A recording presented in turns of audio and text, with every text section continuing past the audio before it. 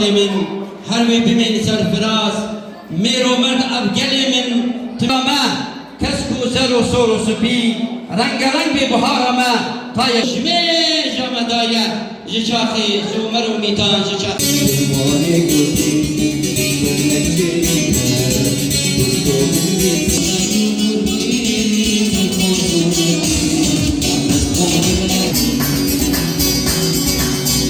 وكو ام استافي رخراوة سيدو الجر رخراوة ان ار سي الكامبا دوميستو افرو مدمونا ما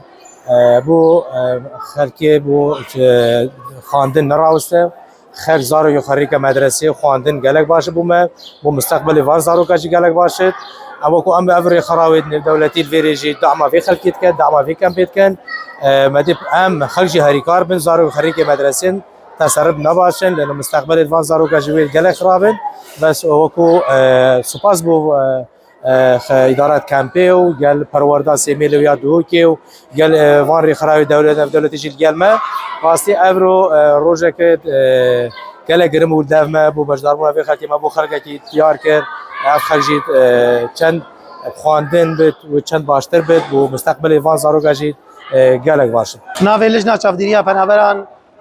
خيراتنا قناة آرك وريباز دكن جو إيرو أفجالاكيا ما تختيا كرن هروسا أم سوباسية جرم أراستاي ركراوا سويدو سيدو زاد ركراوا نارسي دكن يا جو أفجالاكي بريفا برندا بكبيد من خدمتا خواندوان وخواندنا لكامبا فايدي دوميزدو براستيجي جريجي دانك زور جرينج دانا في بابتي أوجي دا پیشکفتنا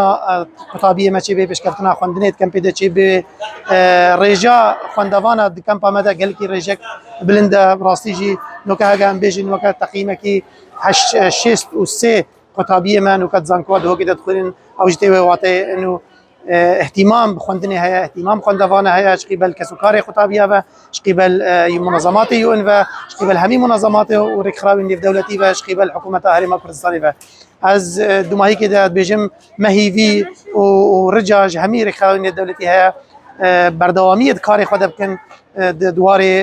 تعلیم ده دوار خواندنی ده پیشکفتنا خواندنی ده و دعم خواندن و خواندوانا وری کرن دا امکار بن پیش روزک خوش و پیش روزک گش جوالاتی خواه و جملاتی خواه را دابین بکن و هم پیشکشی ملتی خواه بکن.